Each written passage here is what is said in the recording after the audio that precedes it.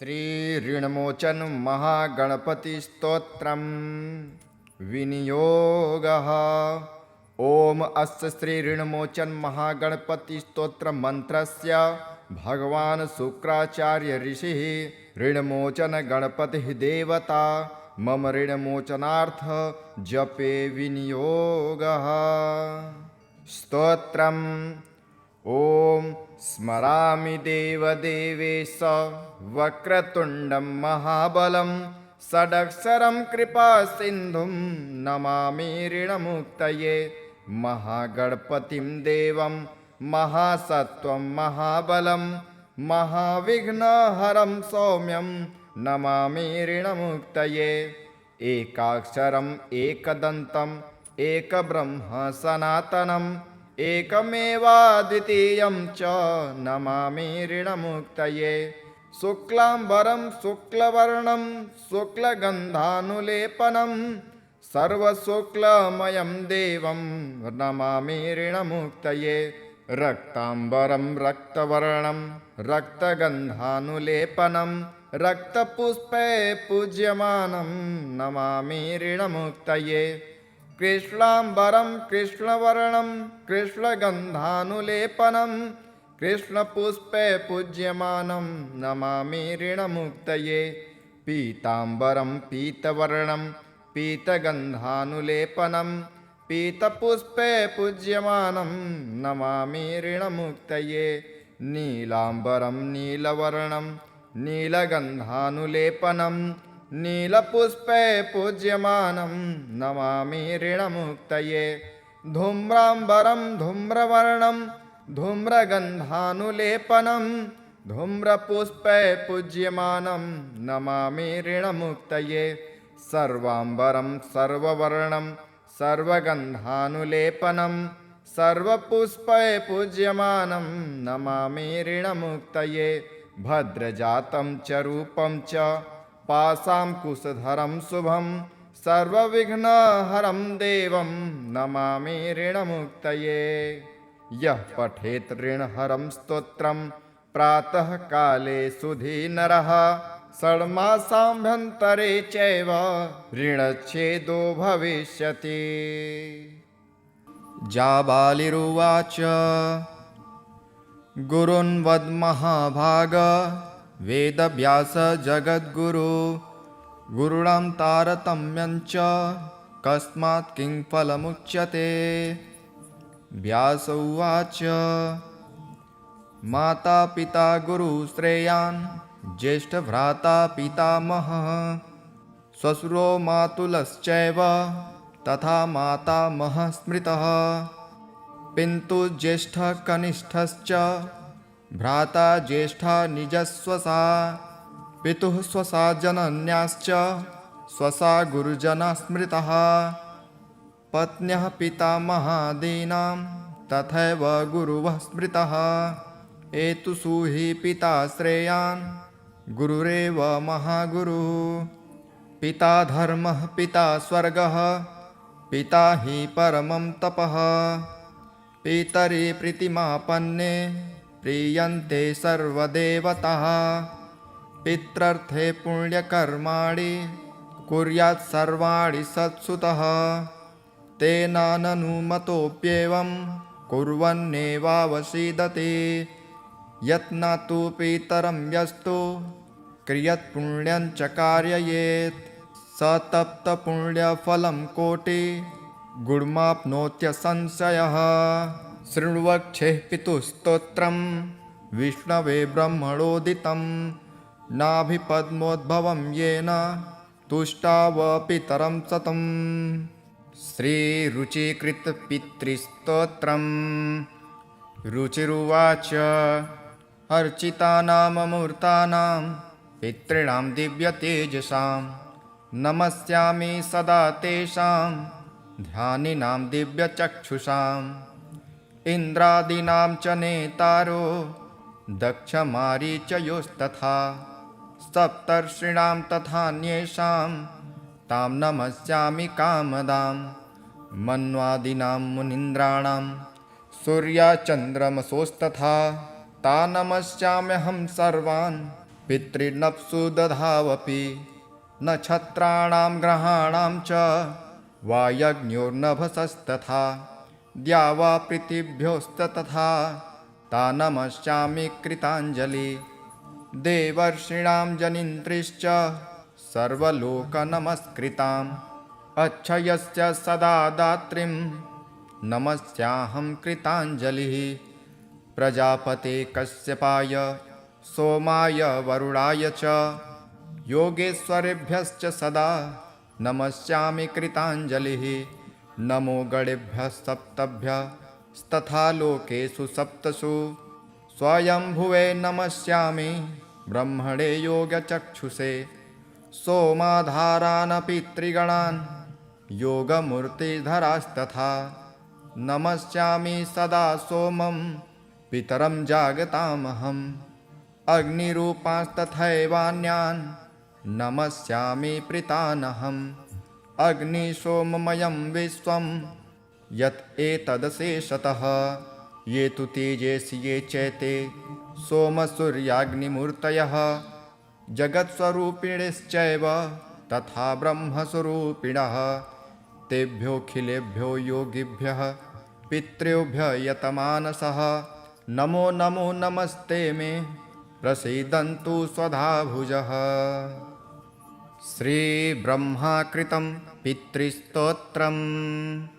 ब्रह्मोवाच ॐ नमः पित्रे जन्मदात्रे सर्वदेवमयाय च सुखदाय प्रसन्नाय सुप्रीताय महात्मने सर्वज्ञस्वरूपाय स्वर्गाय परमेष्ठिने सर्वतीर्थावलोकाय करुणासागराय च नमः सदाशुतोषाय शिवरूपाय ते नमः सदापराधक्षम्मिणे सुखाय सुखदाय च दुर्लभं मानुषमिदं ये लब्धं मया वपुः संभावनीयं धर्मार्थे तस्मै पित्रे नमो नमः तीर्थं स्नानं तपोहोम जयादितस्य दर्शनं महागुरोश्च गुरुवे तस्मै पित्रे नमो नमः यस्य प्रणामस्तत्त्वान् कोटिशः पितृतर्पणम् अश्वमेधशतैस्तुल्यं तस्मै पित्रे नमो नमः इदं स्तोत्रं पितुः पुण्यं यः पठेत् प्रयतो नरः प्रत्यहं प्रातरुत्थाय पितृश्राद्धदिनेऽपि च स्वजन्मदिवसे साक्षात् पितुरग्रे स्थितोऽपि वा न तस्य दुर्लभं किञ्चित् सर्वज्ञता दिवाञ्छितं नानापकर्मं कृत्यापि यस्तोति पितरं सुतः स ध्रुवं प्रतिधायैव प्रायश्चितं सुखी भवेत् पितुः प्रीतिकरो नित्यं सर्वकर्माणि यथार्हति इति ब्रह्माकृतं पितृस्तोत्रं सम्पूर्णम्। स्वधास्तोत्रम्।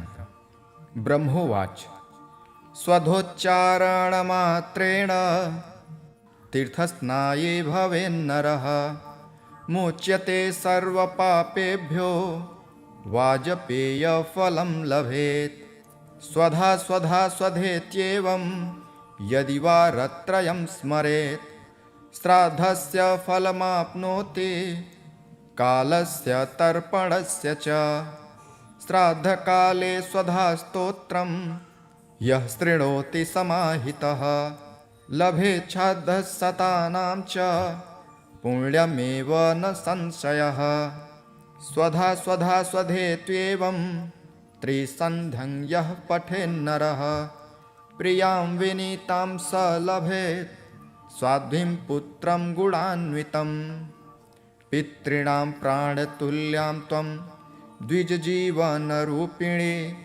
श्राद्धाधिष्ठात्री देवी च श्राद्धादीनां फलप्रदा बहिर्गच्छ मन्मनसः पितॄणां तुष्टिहेतवे सम्प्रीतये द्विजातीनां गृहीणां वृद्धिहेतवे नित्या त्वं नित्यस्वरूपासि गुणरूपासि सुव्रते अविर्भावस्तिरो भावः सृष्टो च प्रलये तव। ॐ स्वस्तिश्च नमः स्वाहा स्वधा त्वं दक्षिणा तथा। निरूपिताश्चतुर्देवे षट्प्रशस्ताश्च कर्मिणां। पुरासिस्त्वं स्वधा गोपी गोलोके राधिका सखी। घृतोरसि स्वधात्मानं कृतं तेन स्वधा स्मृता। इत्येव मुक्ताश ब्रह्मलोके च संसदि। तस्थौ च सहसा सद्यः स्वधा साविर्बभूवः। तदा प्रीतिभ्यः प्रददौ तामेव कमलाननां। तां सम्प्राप्य ययुस्ते च पितरश्च प्रहर्षिता। स्वधा स्तोत्रमिदं पुण्यं यः शृणोति समाहितः।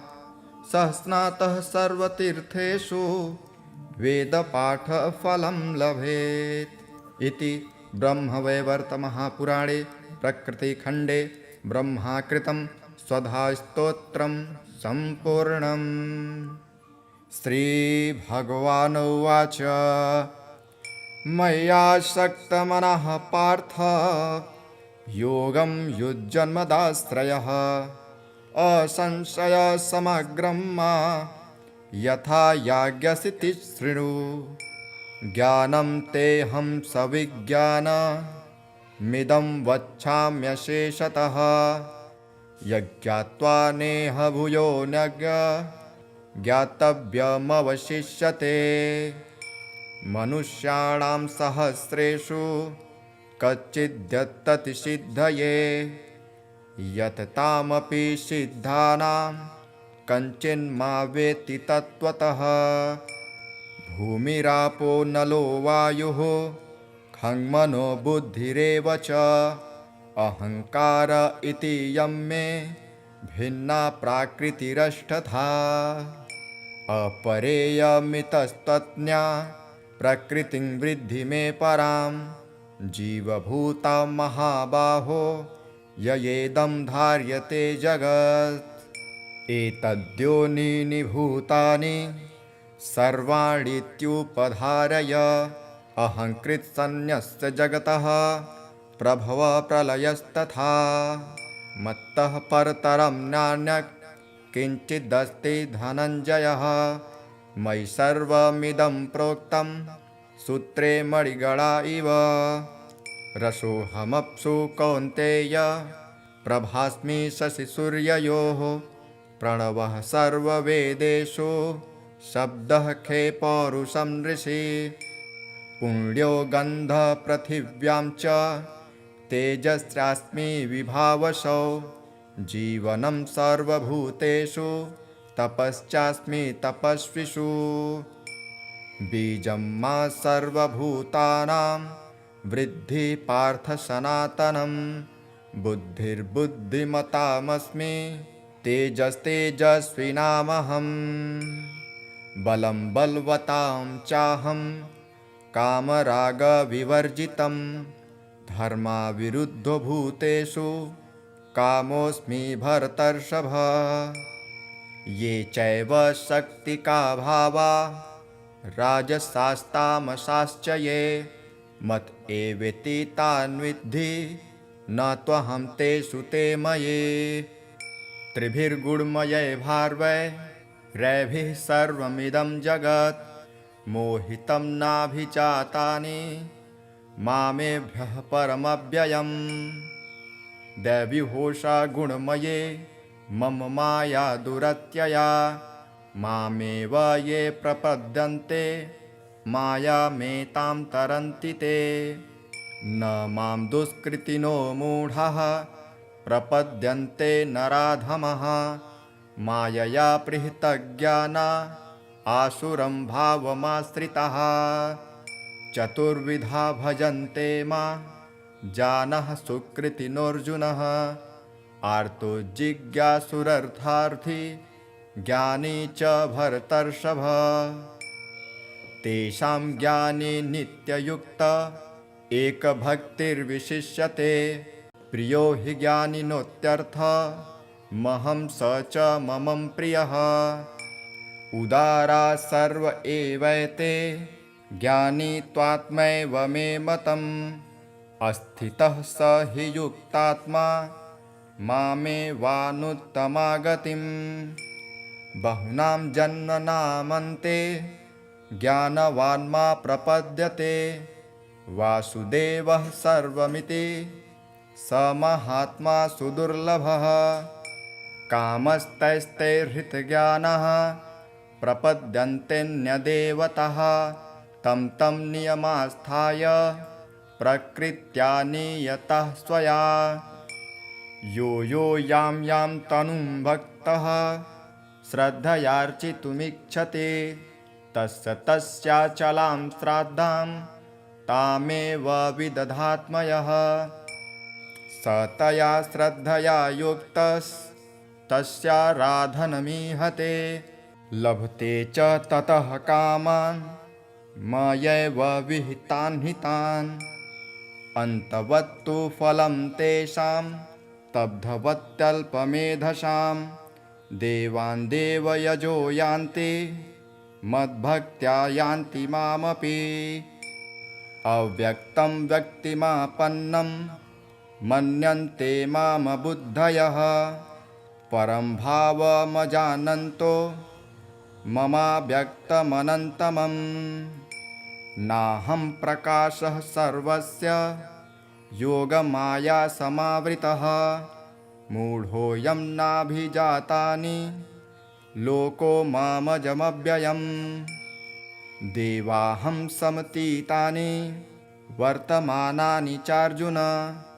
भविष्याणि च भूतानि मां तु वेद न कञ्चनम्। इच्छाद्वेषसमुत्थेन द्वन्द्वमोहेन भारत। सर्वभूतानि सम्मोहं सर्गे यान्ति परन्तप। येषां त्वन्तगतं पापं जनानां पुण्यकर्मणां ते द्वन्द्वमोहनिर्मुक्ता भजन्ते मा दृढव्रताः। जरामरणमोक्षाय मामाश्रित्य यन्ति ये ते ब्रह्म तद्विदुः कृत्स्नं मध्यात्मं कर्म चाखिलम्। साधिभूताधिदैवं मा साधियज्ञं च ये विदुः प्रयाणकालेऽपि च मां ते विदुर्युक्तचेतसः। ॐ तत्सदिति श्रीमद्भगवद्गीतासूपनिषत्सु ब्रह्मविद्यायां योगशास्त्रे श्रीकृष्ण अर्जुन संवादे भगवद्ज्ञानयोगो नाम सप्तमोऽध्यायः।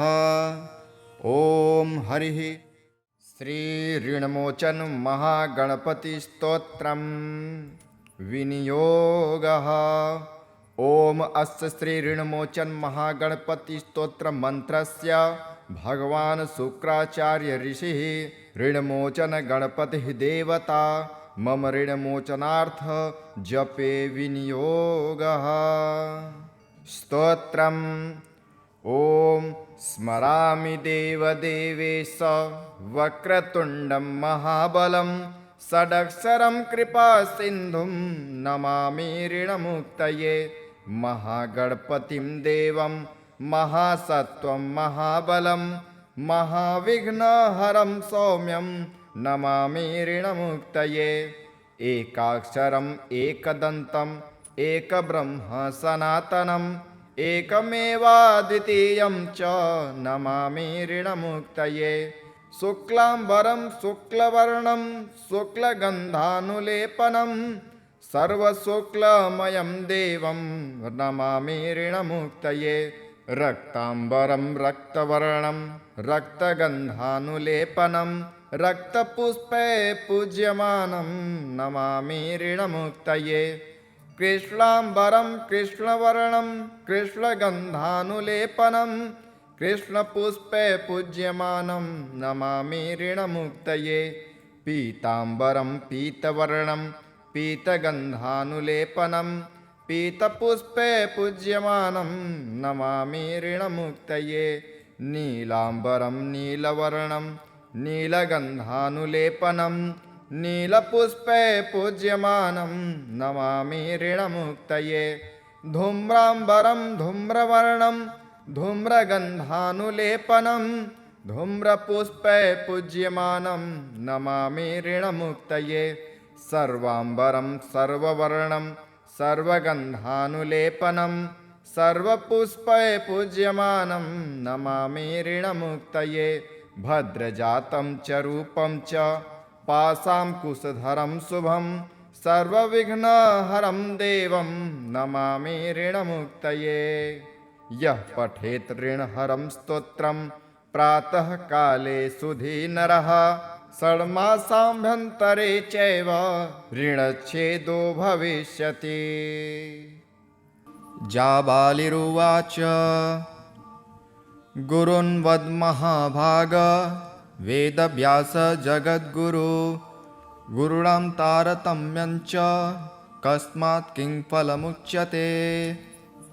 व्यास उवाच माता पिता गुरुश्रेयान् ज्येष्ठभ्राता पितामहः श्वशुरो मातुलश्चैव तथा मातामहः स्मृतः पितुः ज्येष्ठः कनिष्ठश्च भ्राता ज्येष्ठा निजस्वसा पितुः स्वसा जनन्याश्च स्वसा गुरुजना स्मृतः पत्न्यः पितामहादीनां तथैव गुरुवः स्मृतः एतुषु हि पिता श्रेयान् गुरुरेव महागुरुः पिता धर्मः पिता स्वर्गः पिता हि परमं तपः पितरि प्रीतिमापन्ने प्रीयन्ते सर्वदेवताः पित्रर्थे पुण्यकर्माणि कुर्यात् सर्वाणि सत्सुतः तेनाननुमतोऽप्येवं कुर्वन्नेवावसीदते यत्नातु पितरं यस्तु क्रियत्पुण्यं च कारयेत् स तप्तपुण्यफलं कोटि गुणमाप्नोत्यसंशयः शृण्वक्षेः पितुस्तोत्रं विष्णवे ब्रह्मणोदितं नाभिपद्मोद्भवं येन तुष्टाव पितरं सतम्। श्रीरुचिकृतपितृस्तोत्रम् रुचिरुवाच अर्चितानाममूर्तानां पितॄणां दिव्यतेजसां नमस्यामि सदा तेषां ध्यानिनां दिव्यचक्षुषाम् इन्द्रादीनां च नेतारो दक्षमारीचयोस्तथा सप्तर्षीणां तथान्येषां तां नमस्यामि कामदां मन्वादीनां मुनीन्द्राणां सूर्याचन्द्रमसोस्तथा ता नमस्याम्यहं सर्वान् पितॄनप्सु दधावपि नक्षत्राणां ग्रहाणां च वायज्ञोर्नभसस्तथा द्यावा पृथिव्योस्तथा ता नमस्यामि कृताञ्जलि देवर्षीणां जनिन्त्रिश्च सर्वलोकनमस्कृताम् अक्षयस्य सदा दात्रीं नमस्याहं कृताञ्जलिः प्रजापते कश्यपाय सोमाय वरुणाय च योगेश्वरेभ्यश्च सदा नमस्यामि कृताञ्जलिः नमो गणेभ्यः सप्तभ्यस्तथा लोकेषु सप्तसु स्वयंभुवे नमस्यामि ब्रह्मणे योगचक्षुषे सोमाधारानपि त्रिगणान् योगमूर्तिधरास्तथा नमस्यामि सदा सोमं पितरं जागतामहम् अग्निरूपांस्तथैवान्यान् नमस्यामि प्रीतानहम् अग्निसोममयं विश्वं यत् एतदशेषतः ये तु तेजसि ये चैते सोमसूर्याग्निमूर्तयः जगत्स्वरूपिणश्चैव तथा ब्रह्मस्वरूपिणः तेभ्योऽखिलेभ्यो योगिभ्यः पितृभ्यः यतमानसः नमो नमो नमस्ते मे प्रसीदन्तु स्वधाभुजः। श्रीब्रह्माकृतं पितृस्तोत्रम् ब्रह्मोवाच ॐ नमः पित्रे जन्मदात्रे सर्वदेवमयाय च सुखदाय प्रसन्नाय सुप्रीताय महात्मने सर्वज्ञस्वरूपाय स्वर्गाय परमेष्ठिने सर्वतीर्थावलोकाय करुणासागराय च नमः सदाशुतोषाय शिवरूपाय ते नमः सदापराधक्षम्मिणे सुखाय सुखदाय च दुर्लभं मानुषमेदं ये लब्धं मया वपुः संभावनीयं धर्मार्थे तस्मै पित्रे नमो नमः तीर्थं स्नानं तपोहोम जयादितस्य दर्शनं महागुरोश्च गुरुवे तस्मै पित्रे नमो नमः यस्य प्रणामस्तत्त्वान् कोटिशः पितृतर्पणम् अश्वमेधशतैस्तुल्यं तस्मै पित्रे नमो नमः इदं स्तोत्रं पितुः पुण्यं यः पठेत् प्रयतो नरः प्रत्यहं प्रातरुत्थाय पितृश्राद्धदिनेऽपि च स्वजन्मदिवसे साक्षात् पितुरग्रे स्थितोऽपि वा न तस्य दुर्लभं किञ्चित् सर्वज्ञतादिवाञ्छितं नानापकर्मं कृत्यापि यस्तोति पितरं सुतः स ध्रुवं प्रतिधायैव प्रायश्चितं सुखी भवेत् पितुः प्रीतिकरो नित्यं सर्वकर्माण्यथार्हति इति ब्रह्माकृतं पितृस्तोत्रं सम्पूर्णम्। स्वधास्तोत्रं। ब्रह्मोवाच स्वधोच्चारणमात्रेण तीर्थस्नाये भवेन्नरः मुच्यते सर्वपापेभ्यो वाजपेयफलं लभेत् स्वधा स्वधा स्वधेत्येवं यदि वारत्रयं स्मरेत् श्राद्धस्य फलमाप्नोति कालस्य तर्पणस्य च श्राद्धकाले स्वधास्तोत्रं यः शृणोति समाहितः लभेच्छाद्धशतानां च पुण्यमेव न संशयः स्वधा स्वधा स्वधेत्येवं त्रिसन्ध्यं यः पठेन्नरः प्रियां विनीतां स लभेत् स्वाध्वीं पुत्रं गुणान्वितं पितॄणां प्राणतुल्यां त्वं द्विजजीवनरूपिणी श्राद्धाधिष्ठात्रिदेवी च श्राद्धादीनां फलप्रदा बहिर्गच्छ मन्मनसः पितॄणां तुष्टिहेतवे सम्प्रीतये द्विजातीनां गृहीणां वृद्धिहेतवे नित्या त्वं नित्यस्वरूपासि गुणरूपासि सुव्रते आविर्भावस्थिरो भावः सृष्टो च प्रलये तव ॐ स्वस्तिश्च नमः स्वाहा स्वधा त्वं दक्षिणा तथा निरूपिताश्चतुर्देवे षट्प्रशस्ताश्च कर्मिणां पुरासिस्त्वं स्वधा गोपी गोलोके राधिका सखी घृतोरसि स्वधात्मानं कृतं तेन स्वधा स्मृता इत्येव मुक्ताश ब्रह्मलोके च संसदि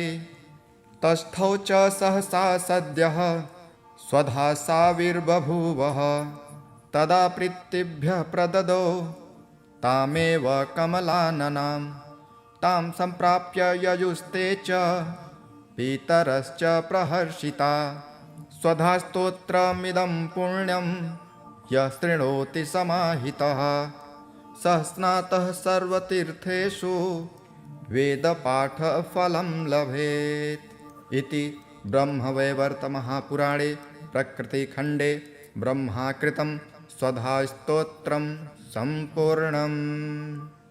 श्रीभगवानुवाच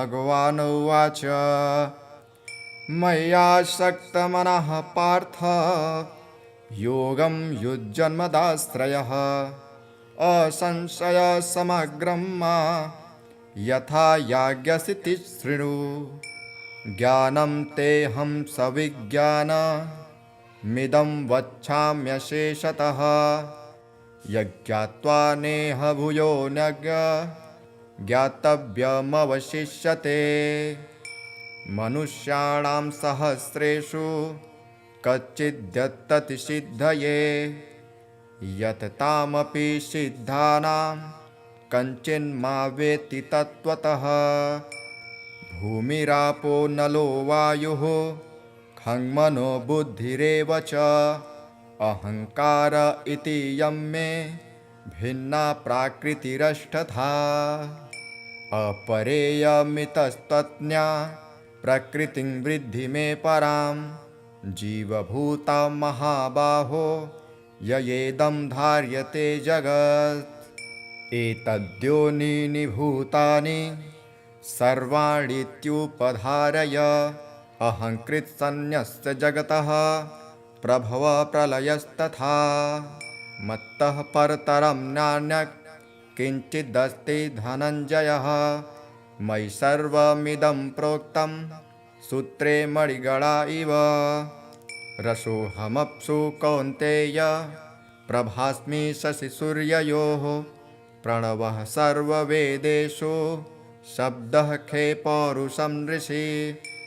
पुण्यो गन्धः पृथिव्यां च तेजस्यास्मि विभावसौ जीवनं सर्वभूतेषु तपश्चास्मि तपस्विषु।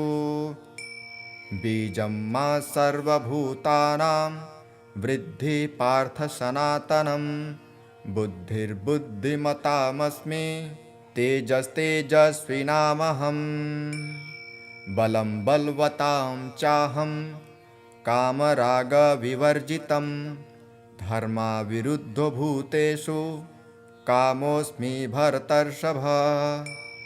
ये चैव शक्तिका भावा राजसास्तामसाश्च ये मत एवेति तान् विद्धि न त्वहं तेषु ते मये।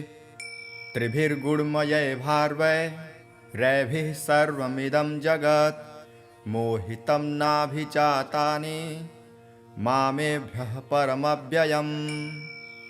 दैवीहोषा गुणमये मम माया दुरत्यया मामेव ये प्रपद्यन्ते मायामेतां तरन्ति ते। न मां दुष्कृतिनो मूढाः प्रपद्यन्ते नराधमः मायया पृहतज्ञाना आसुरं भावमाश्रिताः। चतुर्विधा भजन्ते मां जानः सुकृतिनोऽर्जुनः आर्तो जिज्ञासुरर्थार्थी ज्ञानी च भरतर्षभ। तेषां ज्ञानी नित्ययुक्त एकभक्तिर्विशिष्यते प्रियो हि ज्ञानिनोत्यर्थ महं स च मम प्रियः। उदारा सर्व एवैते ज्ञानी त्वात्मैव मे मतम् अस्थितः स हि युक्तात्मा मामेवानुत्तमागतिम्।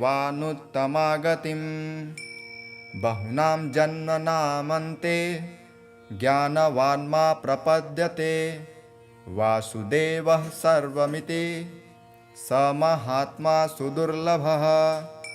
कामस्तैस्तैर्हृतज्ञानः प्रपद्यन्तेऽन्यदेवतः तं तं नियमास्थाय प्रकृत्या नियतः स्वया। यो यो यां यां तनुं भक्तः श्रद्धयार्चितुमिच्छति तस्य तस्याचलां श्राद्धां तामेव विदधात्मयः।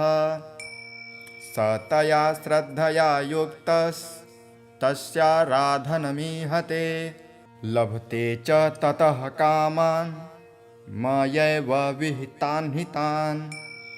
अन्तवत्तु फलं तेषां स्तब्धवत्यल्पमेधसां देवान् देवयजो यान्ति मद्भक्त्या यान्ति मामपि। अव्यक्तं व्यक्तिमापन्नं मन्यन्ते मामबुद्धयः परं भावमजानन्तो ममाव्यक्तमनन्तमम्। नाहं प्रकाशः सर्वस्य योगमाया समावृतः मूढोऽयं नाभिजातानि लोको मामजमव्ययम्।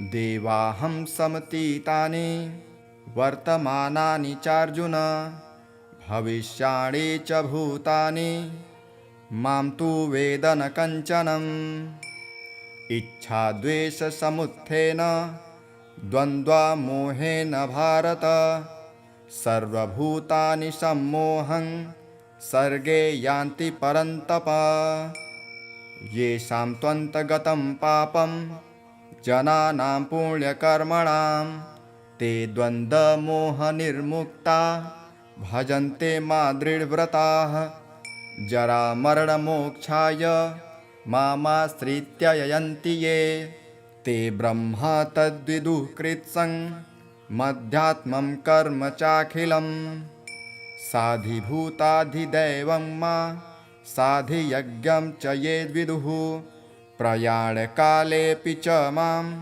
ते विदुर्युक्तचेतसः।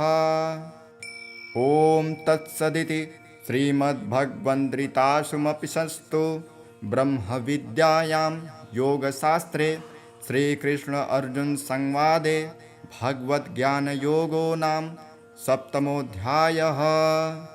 ॐ हरिः। श्रीऋणमोचन महागणपतिस्तोत्रम् विनियोगः। ॐ अस्य श्रीऋणमोचन महागणपतिस्तोत्रमन्त्रस्य भगवान् शुक्राचार्य ऋषिः ऋणमोचन गणपतिः देवता मम ऋणमोचनार्थ जपे विनियोगः। स्तोत्रम्। ॐ स्मरामि देवदेवेश वक्रतुण्डं महाबलं षडक्षरं कृपासिन्धुं नमामि ऋणमुक्तये महागणपतिं देवं महासत्त्वं महाबलं महाविघ्नहरं सौम्यं नमामि ऋणमुक्तये एकाक्षरम् एकदन्तम् एकब्रह्म सनातनम् एकमेवाद्वितीयं च नमामि ऋणमुक्तये शुक्लाम्बरं शुक्लवर्णं शुक्लगन्धानुलेपनं सर्वशुक्लमयं देवं नमामि ऋणमुक्तये रक्ताम्बरं रक्तवर्णं रक्तगन्धानुलेपनं रक्तपुष्पे पूज्यमानं नमामि ऋणमुक्तये कृष्णाम्बरं कृष्णवर्णं कृष्णगन्धानुलेपनं कृष्णपुष्पे पूज्यमानं नमामि ऋणमुक्तये पीताम्बरं पीतवर्णं पीतगन्धानुलेपनं पीतपुष्पे पूज्यमानं नमामि ऋणमुक्तये नीलाम्बरं नीलवर्णं नीलगन्धानुलेपनं नीलपुष्पे पूज्यमानं नमामि ऋणमुक्तये धूम्राम्बरं धूम्रवर्णं धूम्रगन्धानुलेपनं धूम्रपुष्पे पूज्यमानं नमामि ऋणमुक्तये सर्वाम्बरं सर्ववर्णं सर्वगन्धानुलेपनं सर्वपुष्पे पूज्यमानं नमामि ऋणमुक्तये भद्रजातं च रूपं च पाशाङ्कुशधरं शुभं सर्वविघ्नहरं देवं नमामि ऋणमुक्तये यः पठेत् ऋणहरं स्तोत्रं प्रातःकाले सुधी नरः षण्मासाभ्यन्तरे चैव ऋणच्छेदो भविष्यति। जाबालिरुवाच गुरून् वद्महाभाग वेदव्यास जगद्गुरु गुरुणां तारतम्यं च कस्मात् किं फलमुच्यते। व्यास उवाच माता पिता गुरुश्रेयान् ज्येष्ठभ्राता पितामहः श्वशुरो मातुलश्चैव तथा मातामहः स्मृतः पितुः ज्येष्ठः कनिष्ठश्च भ्राता ज्येष्ठा निजस्वसा पितुः स्वसा जनन्याश्च स्वसा गुरुजना स्मृतः पत्न्यः पितामहादीनां तथैव गुरुवः स्मृतः एतुषु हि पिता श्रेयान् गुरुरेव महागुरुः पिता धर्मः पिता स्वर्गः पिता हि परमं तपः पितरि प्रीतिमापन्ने प्रीयन्ते सर्वदेवताः पित्रर्थे पुण्यकर्माणि कुर्यात् सर्वाणि सत्सुतः तेनाननुमतोऽप्येवं कुर्वन्नेवावसीदते यत्नातु पितरं यस्तु क्रियत्पुण्यं च कारयेत् स तप्तपुण्यफलं कोटि गुणमाप्नोत्यसंशयः शृण्वक्षेः पितुस्तोत्रं विष्णवे ब्रह्मणोदितं नाभिपद्मोद्भवं येन तुष्टाव पितरं सतम् श्रीरुचिकृतपितृस्तोत्रम् रुचिरुवाच अर्चितानाममूर्तानां पितॄणां दिव्यतेजसां नमस्यामि सदा तेषां ध्यानिनां दिव्यचक्षुषाम् इन्द्रादीनां च नेतारो दक्षमारीचयोस्तथा सप्तर्षीणां तथान्येषां तां नमस्यामि कामदां मन्वादीनां मुनीन्द्राणां सूर्यचन्द्रमसोस्तथा ता नमस्याम्यहं सर्वान् पितॄनप्सु दधावपि नक्षत्राणां ग्रहाणां च वायज्ञोर्नभसस्तथा द्यावा पृथिव्योस्तथा ता नमस्यामि कृताञ्जलि देवर्षीणां जनिन्त्रिश्च सर्वलोकनमस्कृताम् अक्षयस्य सदा दात्रीं नमस्याहं कृताञ्जलिः प्रजापते कश्यपाय सोमाय वरुणाय च योगेश्वरेभ्यश्च सदा नमस्यामि कृताञ्जलिः नमो गणेभ्यः सप्तभ्यस्तथा लोकेषु सप्तसु स्वयंभुवे नमस्यामि ब्रह्मणे योगचक्षुषे सोमाधारानपि त्रिगणान् योगमूर्तिधरास्तथा नमस्यामि सदा सोमं पितरं जागतामहम् अग्निरूपांस्तथैवान्यान् नमस्यामि प्रीतानहम् अग्निसोममयं विश्वं यत् एतदशेषतः ये तु तेजसि ये चैते सोमसूर्याग्निमूर्तयः जगत्स्वरूपिणश्चैव तथा ब्रह्मस्वरूपिणः तेभ्योऽखिलेभ्यो योगिभ्यः पितृभ्यः यतमानसः नमो नमो नमस्ते मे प्रसीदन्तु स्वधाभुजः।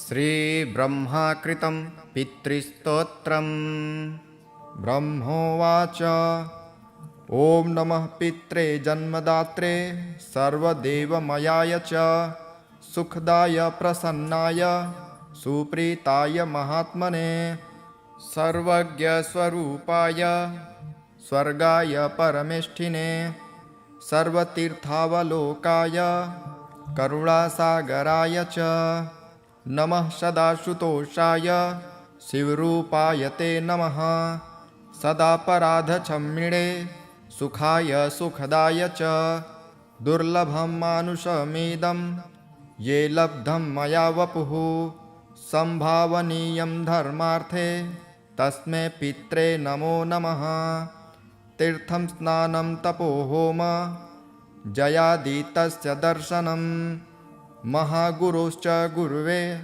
तस्मै पित्रे नमो नमः यस्य प्रणामस्तत्त्वान् कोटिशः पितृतर्पणम् अश्वमेधशतैस्तुल्यं तस्मै पित्रे नमो नमः इदं स्तोत्रं पितुः पुण्यं यः पठेत् प्रयतो नरः प्रत्यहं प्रातरुत्थाय पितृश्राद्धदिनेऽपि च स्वजन्मदिवसे साक्षात् पितुरग्रे स्थितोऽपि वा न तस्य दुर्लभं किञ्चित् सर्वज्ञतादिवाञ्छितं नानापकर्मं कृत्यापि यस्तोति पितरं सुतः स ध्रुवं प्रतिधायैव प्रायश्चितं सुखी भवेत् पितुः प्रीतिकरो नित्यं सर्वकर्माणि यथार्हति इति ब्रह्माकृतं पितृस्तोत्रं सम्पूर्णम्।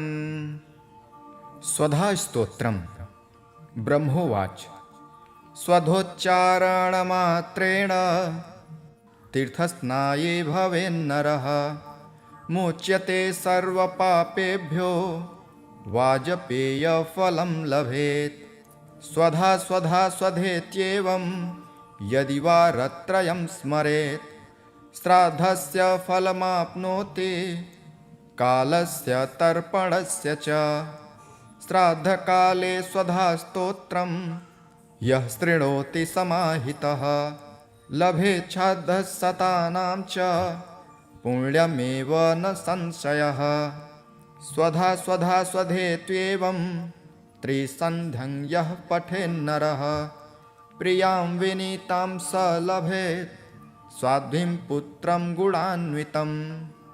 पितॄणां प्राणतुल्यां त्वं द्विजजीवनरूपिणी श्राद्धाधिष्ठात्री देवी च श्राद्धादीनां फलप्रदा। बहिर्गच्छ मन्मनसः पितॄणां तुष्टिहेतवे सम्प्रीतये द्विजातीनां गृहीणां वृद्धिहेतवे। नित्या त्वं नित्यस्वरूपासि गुणरूपासि सुव्रते आविर्भावस्थिरो भावः सृष्टो च प्रलये तव। ॐ स्वस्तिश्च नमः स्वाहा स्वधा त्वं दक्षिणा तथा निरूपिताश्चतुर्देवे षट्प्रशस्ताश्च कर्मिणां पुरासिस्त्वं स्वधा गोपी गोलोके राधिका सखी। घृतोरसि स्वधात्मानं कृतं तेन स्वधा स्मृता इत्येव मुक्ताश ब्रह्मा ब्रह्मलोके च संसदि। तस्थौ च सहसा सद्यः स्वधा साविर्बभूवः तदा प्रीतिभ्यः प्रददौ तामेव कमलाननां। तां सम्प्राप्य ययुस्ते च पितरश्च प्रहर्षिता। स्वधा स्तोत्रमिदं पुण्यं यः शृणोति समाहितः सः स्नातः सर्वतीर्थेषु वेदपाठफलं लभेत्। इति ब्रह्मवैवर्तमहापुराणे प्रकृतिखण्डे ब्रह्माकृतं स्वधास्तोत्रं सम्पूर्णम्। श्रीभगवानुवाच मय्यासक्तमनः पार्थ योगं युज्यन्मदाश्रयः असंशयसमग्रं मा यथा याज्ञसिति शृणु। ज्ञानं तेऽहं सविज्ञानमिदं वक्ष्याम्यशेषतः यज्ञात्वा नेह भूयो नज्ञ ज्ञातव्यमवशिष्यते। मनुष्याणां सहस्रेषु कच्चिद्यत्तति सिद्धये यततामपि सिद्धानां कञ्चिन्मा वेत्ति तत्त्वतः। भूमिरापो नलो वायुः खङ्मनो बुद्धिरेव च अहङ्कार इति यं मे भिन्ना प्राकृतिरष्टधा। अपरेयमितस्तज्ज्ञा प्रकृतिं वृद्धि मे परां जीवभूता महाबाहो ययेदं धार्यते जगत्। एतद्योनीनि भूतानि सर्वाणीत्युपधारय अहङ्कृत्सन्न्यस्य जगतः प्रभव प्रलयस्तथा। मत्तः परतरं नान्यत् किञ्चिदस्ति धनञ्जयः मयि सर्वमिदं प्रोक्तं सूत्रे मणिगणा इव। रसोऽहमप्सु कौन्तेय प्रभास्मि शशिसूर्ययोः प्रणवः सर्ववेदेषु शब्दः खे पौरुषं ऋषि। पुण्यो गन्धः पृथिव्यां च तेजस्यास्मि विभावसौ जीवनं सर्वभूतेषु तपश्चास्मि तपस्विषु। बीजं मा सर्वभूतानां वृद्धि पार्थ सनातनं बुद्धिर्बुद्धिमतामस्मि तेजस्तेजस्विनामहम्। बलं बलवतां चाहं कामरागविवर्जितं धर्माविरुद्धो भूतेषु कामोऽस्मि भरतर्षभ। ये चैव शक्तिका भावा राजसास्तामसाश्च ये मत एवेति तान् विद्धि न त्वहं तेषु ते मये। त्रिभिर्गुणमये भार्वै रैभिः सर्वमिदं जगत् मोहितं नाभिजातानि मामेभ्यः परमव्ययम्। दैवीहोषा गुणमये मम माया दुरत्यया मामेव ये प्रपद्यन्ते मायामेतां तरन्ति ते। न मां दुष्कृतिनो मूढाः प्रपद्यन्ते नराधमः मायया पृहतज्ञाना आसुरं भावमाश्रिताः। चतुर्विधा भजन्ते मां जानः सुकृतिनोऽर्जुनः आर्तो जिज्ञासुरर्थार्थी ज्ञानी च भरतर्षभ। तेषां ज्ञानी नित्ययुक्त एकभक्तिर्विशिष्यते प्रियो हि ज्ञानिनोत्यर्थ महं स च मम प्रियः। उदारा सर्व एवैते ज्ञानी त्वात्मैव मे मतम् अस्थितः स हि युक्तात्मा मामेवानुत्तमा गतिम्। बहूनां जन्मनामन्ते ज्ञानवान् मा प्रपद्यते वासुदेवः सर्वमिति स महात्मा सुदुर्लभः। कामस्तैस्तैर्हृतज्ञानः प्रपद्यन्तेऽन्यदेवतः तं तं नियमास्थाय प्रकृत्या नियतः स्वया। यो यो यां यां तनुं भक्तः श्रद्धयार्चितुमिच्छति तस्य तस्याचलां श्राद्धां तामेव विदधात्मयः। स तया श्रद्धया युक्तस्तस्याराधनमीहते लभते च ततः कामान् मयैव विहितान् हितान्। अन्तवत्तु फलं तेषां तब्धवत्यल्पमेधसां देवान् देवयजो यान्ति मद्भक्त्या यान्ति मामपि। अव्यक्तं व्यक्तिमापन्नं मन्यन्ते मामबुद्धयः परं भावमजानन्तो ममाव्यक्तमनन्तमम्। नाहं प्रकाशः सर्वस्य योगमाया समावृतः मूढोऽयं नाभिजातानि लोको मामजमव्ययम्। देवाहं समतीतानि वर्तमानानि चार्जुन भविष्याणि च भूतानि मां तु वेद न कञ्चनम्।